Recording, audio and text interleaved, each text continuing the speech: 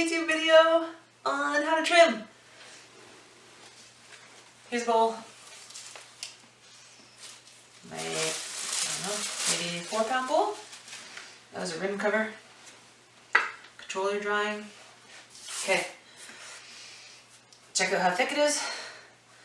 Where do you want the foot ring? You want to cover like the widest, the foot ring wants to support the widest part of the interior base. Like a little stand. Think about that. Try to get it in the center. Make a fist. Stick out your pinky finger. This is your gauge. This is your guard. Spin the wheel. Pretty slow. And look at the distance between the tip of your finger and the edge of the bowl.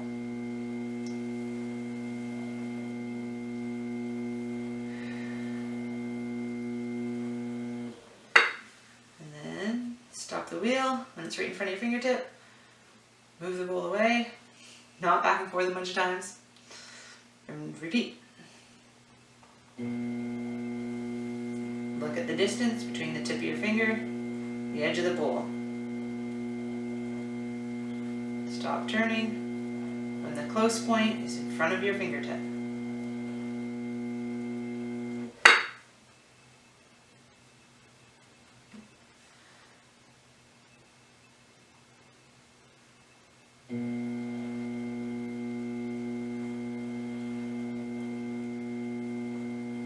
Lots of people will do tap centering, where they keep the wheel spinning the whole time. That's cool too. I teach a lot of beginners, so this is really straightforward and it works. Okay, take some fresh sticky clay, push it down into the wheel head. Try not to damage the rim of your pot, so mostly it squishes into the wheel head.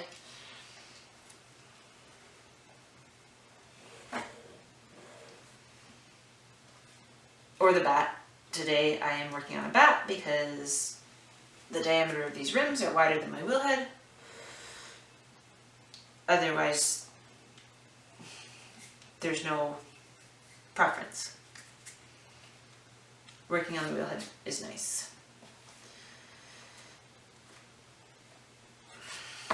Okay.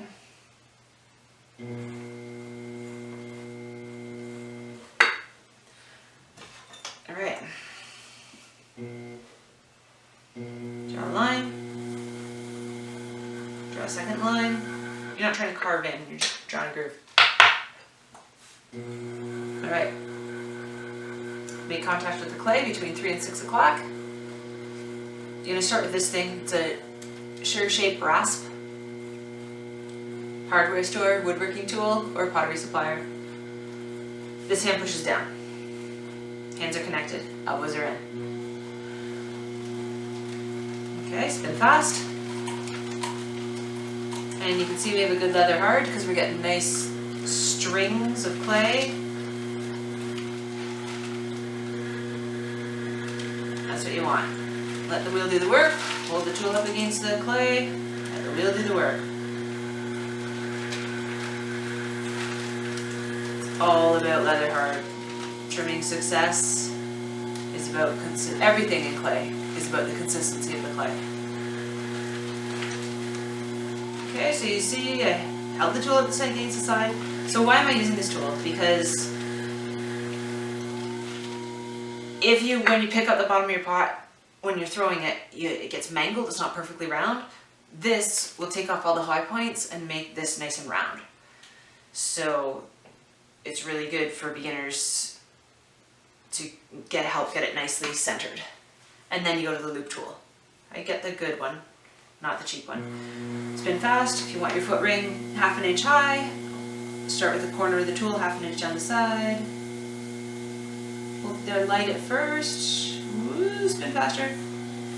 Seems counterintuitive, but if you spin faster, your tool will stay steadier. Because you don't have to hold your hand as steady. Okay, and then once you get a groove or a ridge formed, you can spin a bit faster because your tool won't want to jump around as much. Just keep holding it there, let the wheel do the work. Okay, so I did this little vertical wall, now I'm going to go down the side, start So you started vertical, now you go horizontal.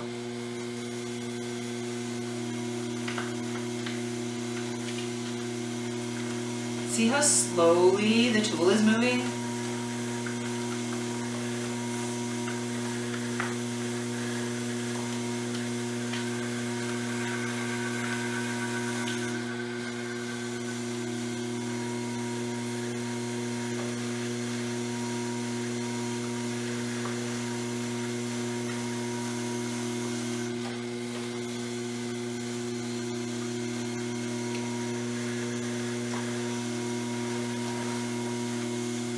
So most pressure at the top, fade as you get to the bottom, lift and repeat. Don't go back up this way because you can slip. Lean over, look at the side, or it's nice to actually have a mirror in front of you. Now that I look at my proportions, I think I can move this in a little bit, so I'm going to ignore my pencil lines. Good. Allowing me to curve it over a little bit more, that looks better. Fade. Okay, so ideally you trim the bottom third or at most half. The top, you should have been able to throw that thin and even, but when the clay was wet, you needed extra thickness there to make the wall stand up. Now we're going to take that away and make even wall thickness. Okay, once you get the outside the way you want it, then do the inside. See, now this is a little bit confusing because that line is...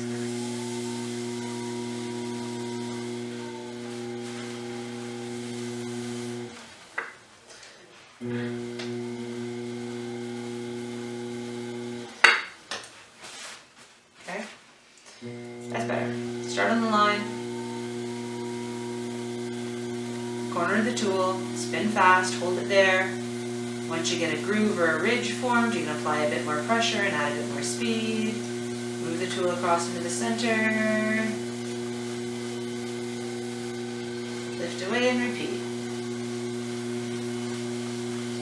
Oh, I just went through the bottom. Jesus.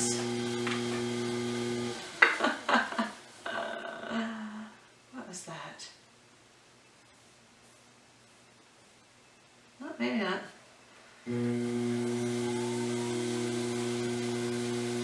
That's weird.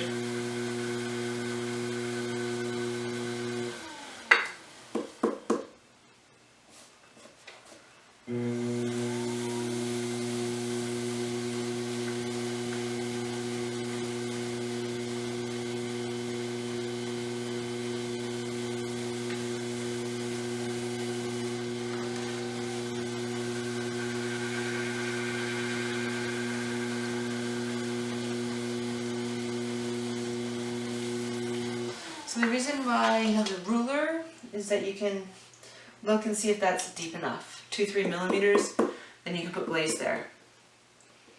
I'd like to go a little bit deeper, but I can tell it's getting thin. You hear that hollow tapping sound like a drum skin? That's good. You don't actually want your clay wall too thin.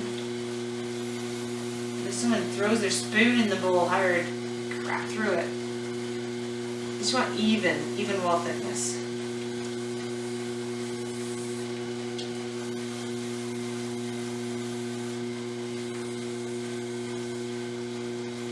If there is no foot ring, this is a continuous curve. They look even, they look pretty even to me.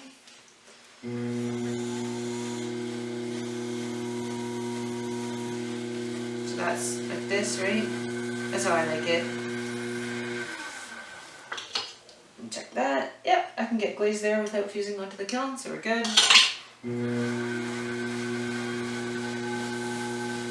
It's a little low. I might make it a little bit deeper, but I don't want to go thinner on this one. Just make sure your kiln shelves are nicely washed.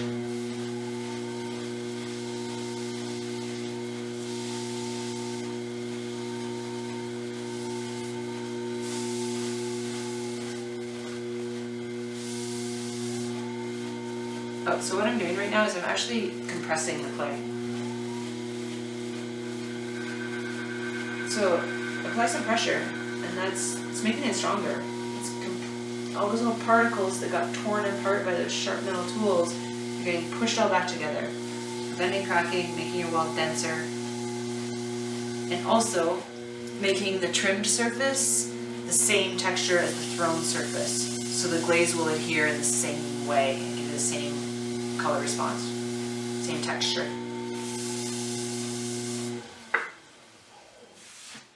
Good.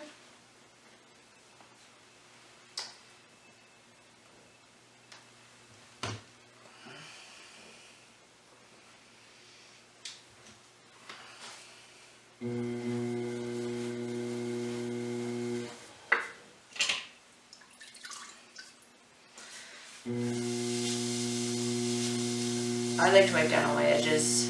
I slip decorate, so I want it to be like so smooth. And then don't peel it up by the rim because that'll warp it.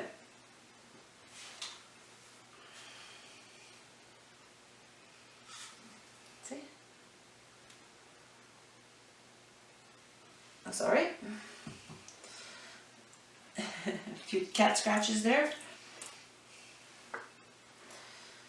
And then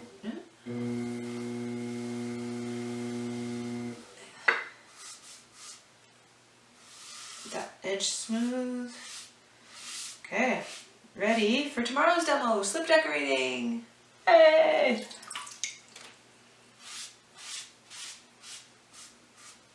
Thanks for watching.